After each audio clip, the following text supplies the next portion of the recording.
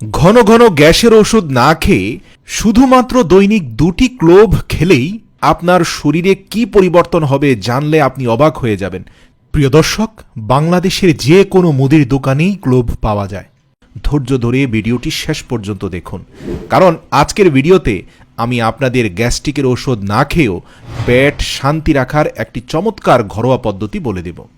Antacid বা পেটের যে কোনো সমস্যার ঔষধ পাওয়া যাবে না, অর্থাৎ 8-10 রকমের গ্যাসের ওষুধ পাওয়া যাবে না, এমন বাড়ি হয়তো আপনি বাংলাদেশে এখন খুঁজে পাবেন না।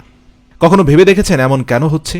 এর কারণ হচ্ছে আমরা অধিকাংশ মানুষই খাদ্যাভ্যাস এমনভাবে গড়ে তুলেছি যে আমাদের সবসময় পেটে অ্যাসিডিটি তৈরি হয়ে থাকে, যার কারণে কোষ্ঠকাঠিন্যের মতো সমস্যা তৈরি হয়। প্রিয় দর্শক, আপনি জেনে অবাক হবেন, এই পেটের সমস্যা থেকে মাথা ঘোরা, ঝিমঝিম করা, নিঃশ্বাসের কষ্ট হওয়া, নিঃশ্বাস বন্ধ হয়ে আসা, বমি বমি ভাব, বুক ধড়ফড় করা এবং একটা টাইমে গিয়ে হার্ট অ্যাটাকের মতো ঘটনা ঘটছে। আমরা অনেকেই জানি না হার্ট অ্যাটাকের মতো মারাত্মক রোগের পেছনেও কিন্তু এই পেটের সমস্যা দায়ী। তাই আমাদের উচিত পেট ঠিক রাখা। কিন্তু পেট ঠিক রাখতে করণীয়টা কি?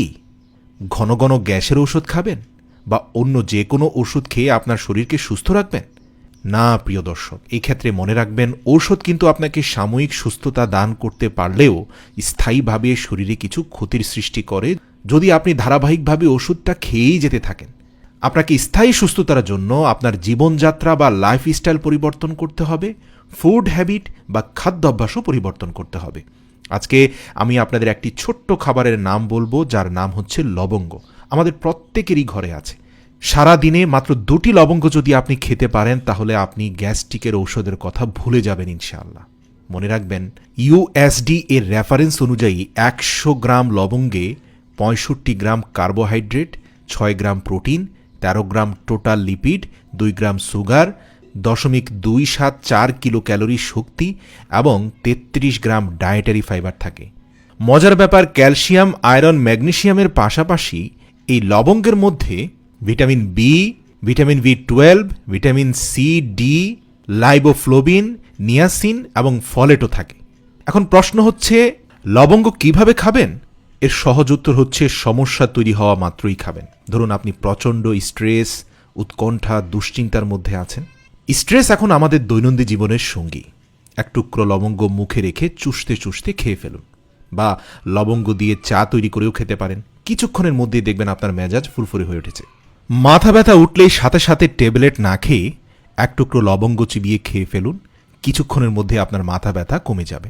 এমনকি যারা ডায়েটে আছেন, একটি লবঙ্গ যদি মুখে নিয়ে চিবোতে থাকেন, তাহলে আপনার ঘন ঘন খাওয়ার আগ্রহটাও কমে যাবে। মজার ব্যাপার, লবঙ্গ মুখে নিয়ে চুষলে বমি বমি ভাবও দূর হয়ে যায়, দাঁতের ব্যথাও দূর করে। ধরুন হঠাৎ করে দাঁতের কোনো একটি নির্দিষ্ট স্থানে প্রচণ্ড ব্যথা হচ্ছে, যেই স্থানে ব্যথা হচ্ছে সেখানে একটি লবঙ্গ রেখে দিন, অথবা লবঙ্গের কিছু অংশ রেখে দিন, কিছুক্ষণের মধ্যে ব্যথা চলে যাবে।